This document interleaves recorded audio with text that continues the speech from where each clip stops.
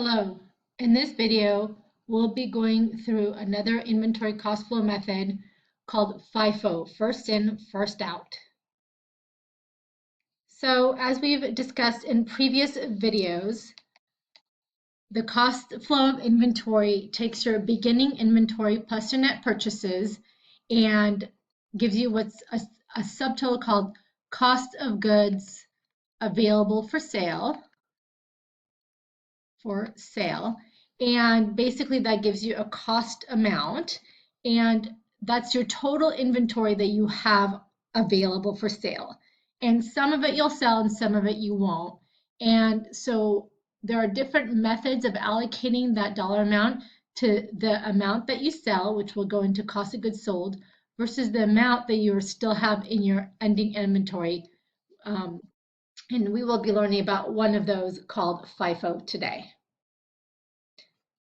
We will be going through this example with a Converse company, and Converse company has has beginning inventory of 4,000 units, which they purchased at $550 for a cost of $22,000. They had various purchases, a various number of units at different unit costs. So think of each of these purchases as a batch. Each date is one batch. So on January 17th, there's a batch of 1,000 units that were purchased at $6 for $6,000. So for the year, Converse company had 11,000 units available for sale, and that cost was $71,500. Additionally, the company sold various numbers of units on different dates, as listed below. And so they sold during the year 6,500 units. So here they started with 4,000 units and they purchased 7 to get us to our 11,000 units available for sale. We are told that they sold 6,500 units during the year, and which means they still have 4,500 units on hand. What is the amount we're going to allocate to the units on hand, which is the ending inventory, versus the units that they sold, which will be their cost of goods sold? So we're talking about the 71,500, the cost of goods available for sale. We need to allocate it between the ending inventory and cost of goods sold. So let's start at the different kind of cost flow assumptions companies can make. So companies make certain assumptions when they sell inventory, and versus which ones remain in the ending inventory. And the 3 cost flow assumptions are the average cost, also known as the weighted average cost, FIFO, first in, first out, which we will be covering in this video today, and LIFO, last in, first out. FIFO assumes that the units that the company first acquired, or the oldest ones, are sold first. And therefore, the ending inventory that remains is the inventory that we most recently acquired. And I like to think of like a Pez candy dispenser, if you know what that is. The first candy that goes into that dispenser is the first one that comes out. So whatever units we first bought is the cost that we're going to allocate to first when we sell the inventory. Alternatively, the last in, first out assumes that the last units that we acquired, or the most recent units we acquired, are the ones that are sold first, and therefore those are the costs that are going to get allocated to cost of goods sold, and which makes the ending inventory consist of older costs, or older units, which are usually the older costs.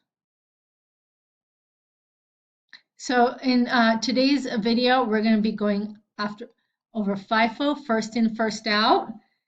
And here are facts for Converse Company again.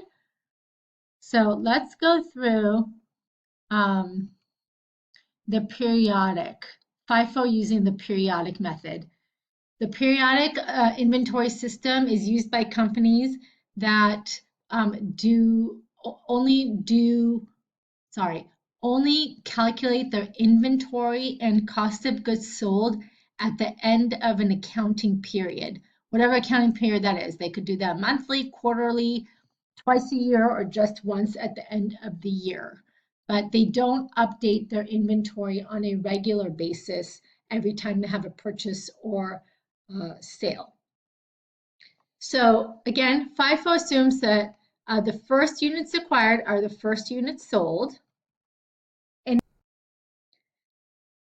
example, we have 6,500 units that are sold. We're told that.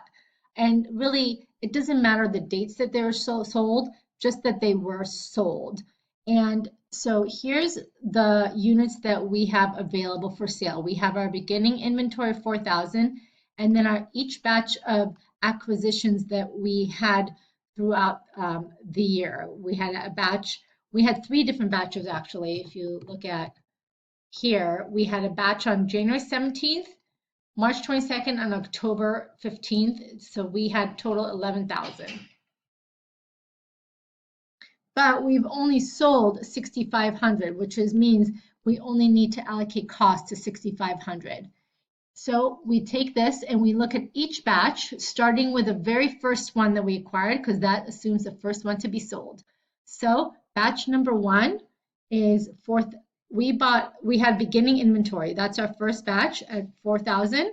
So we allocate 4,000 units at 550. That's exactly what we had. And then we bought our second batch on January 17th. We bought 1,000 units at $6. So we allocate that comes next, because once we use up this batch, we have to go to the next one, right, which was January 17th. Remember, first in, first out. So the first units acquired are the first ones to get allocated to the cost of goods sold.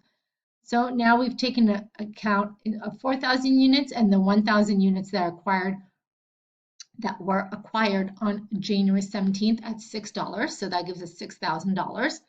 And then, so now we've accounted for 5,000 units that were sold. So we only have 1,500 more units that were left to assign cost to. And on March 22nd, let's see how many units we purchased on March 22nd. On March 22nd, we purchased 3,000 units. But we only need to account for 1,500 to get to our total 6,500. So we take 1,500 units from the March 22nd batch, which was purchased at $7 a unit, and we allocate that $7 to those 1,500 units, which gives us 10,500. And then we can add up all of our cost of goods sold. The 22 plus 6 plus 10,500 gives us 38,500. And we have 4,500 units remaining, because remember, we had a total of 11,000 units available for sale, of which 6,500 were sold and 4,500 remained in ending inventory. And that's this right here, this ending inventory. So we already accounted for 1,500 of the units. We said that, here, let me just change colors real quick. We said that on March 22nd, 3,000 units were acquired, but we've already accounted for 1,500 of them, which means the other 1,500 remain in our ending inventory. And then we at $7, and then we acquired 3,000 units on October 15th at $7.50. And so when you do that math right here, which brings us right here, that math, our ending inventory for each one of those layers is 10,500 and 22,500, which gets us to ending inventory of 33,000. So our cost of goods sold is 38,500 and ending inventory is 33,000. So that is under the periodic inventory method. Now we're going to go through an example of FIFO using the perpetual inventory method. And the perpetual inventory method is used by most companies, and that is when they update their inventory every time they have a purchase and every time they have a sale. And today, with the technology that we have, that makes it a lot easier because things are just scanned in and automatically updated in a software system. So again, just the Converse company using our same example. They have their beginning inventory of 4,000 to 550. They made these acquisitions during the year, so they have 11,000 units available for sale, and the cost of the beginning inventory plus the net purchases is 71.5. And the question is, how are we going to allocate the cost to the 6,500 units that are sold versus the 4,500 units that we still have on hand in ending inventory? So let's just start with the beginning. Actually, these should not be here, so ignore that. But we have beginning inventory, and we were told that we purchased 4,000 units of 550, which is 22,000. So beginning inventory is 22,000. On January 10th, we're told that we sold 2,000 units. And what cost do we allocate to that? Well, we only have the 550 at this point. So we're going to allocate the 550. And so to give us a cost of goods sold for 11,000 for that particular batch sold. So we start with 4,000 units. We sold 2,000, so we have 2,000 units left at 550. So our ending inventory on January 10th is $11,000. So far, that's pretty much the same for any single method that you use, whether it's weighted average, FIFO, or LIFO. Okay, so we counted for that, and we counted for that first sale. The next thing that happened on January 17th is that we acquired another 1,000 units at $6 per unit. So let's just put this in here on January 17th. Here's our $1,000 at $6. And now we have $6,000.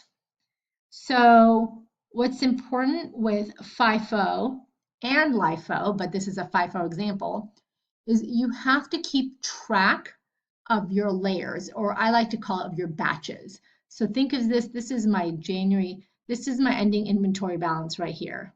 Right here, these are my ending inventory balances.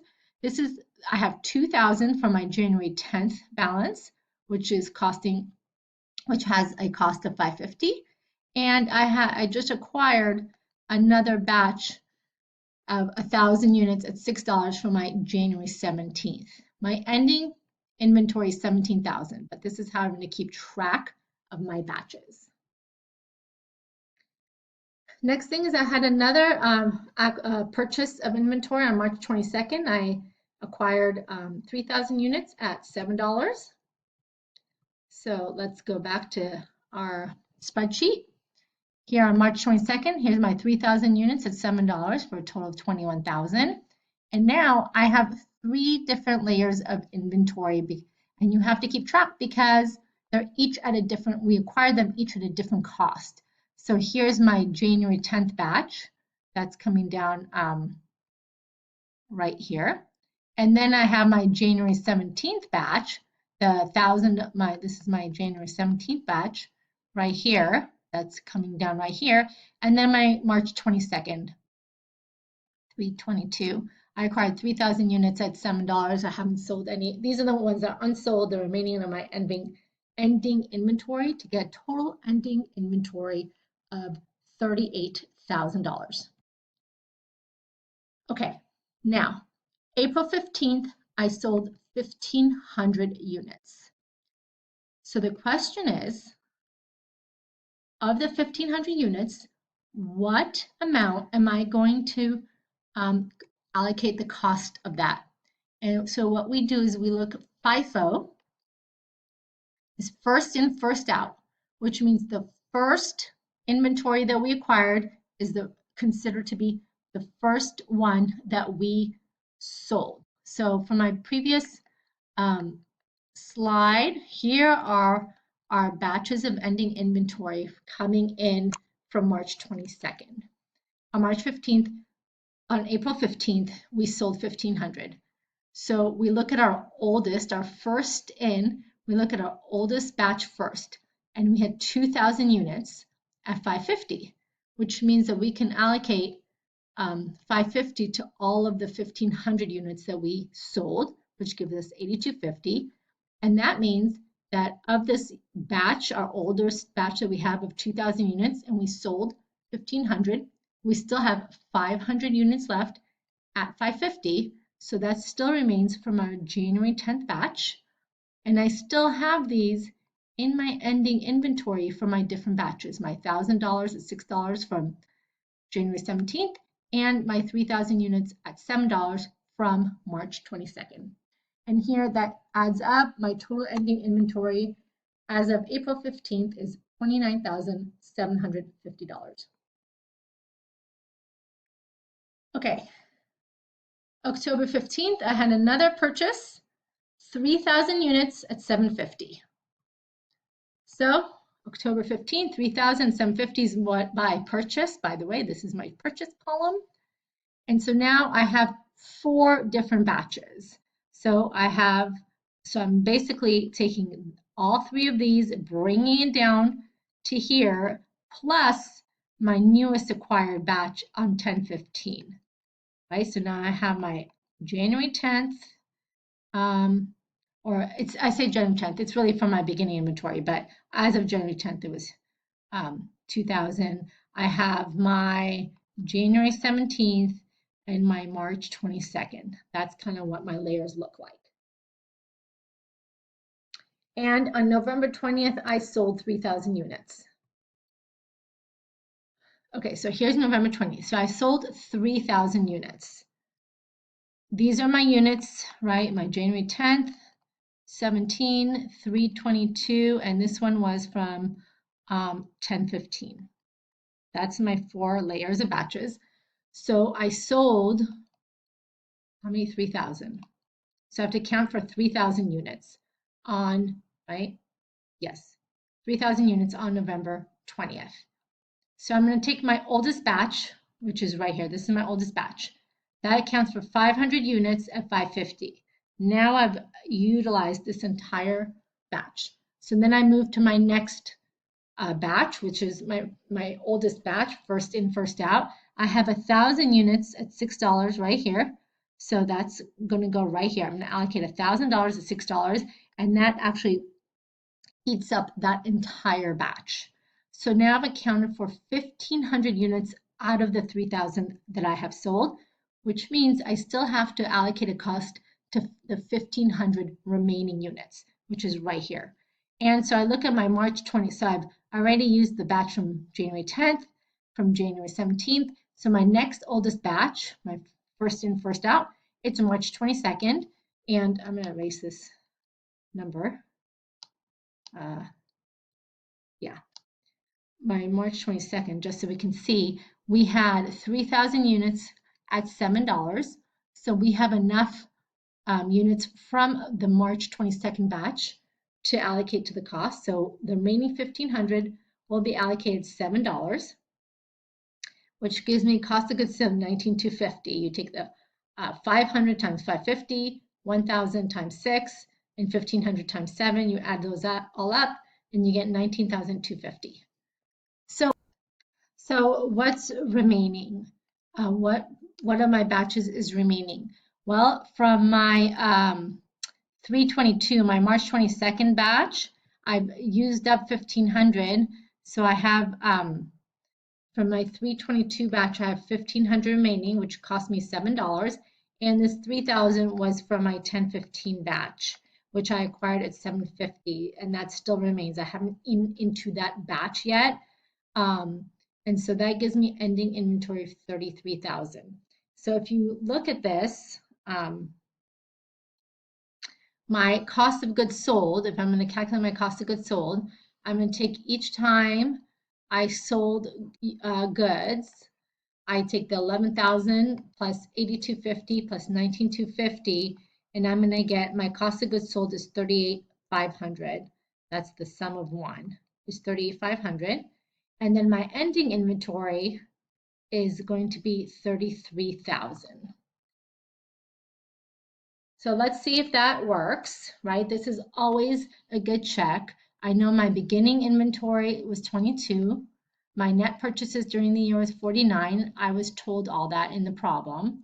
So my cost of goods available for sale was 71,500, and I had 11,000 units. I sold 6,500 and have 4,500 remaining in ending inventory. But the way the formula works is beginning inventory plus net purchases equals cost of goods available for sale minus my ending inventory, which is 33, comes from right here, equals cost of goods sold of 38.5, which let's check right here, 38.5, yes, that works. Always check that this math works. And if it doesn't, this is an excellent check. If you just prepare a spreadsheet and you're like, oh wait, I'm done. Don't be done. Always do this like simple calculation to check, because if the math doesn't work out, then there's something wrong with your spreadsheet. Okay, so now we've allocated of the 71.5, we know how much goes into cost of goods sold and how much goes into ending inventory using the FIFO first in, first out method. So let's talk about FIFO using the periodic method. Oh no, we've already done that. Sorry. So here's just another recap of the periodic, where our cost of goods sold was 38.5 and our ending inventory was 33,000. So let's just compare these two methods, the FIFO perpetual and FIFO periodic.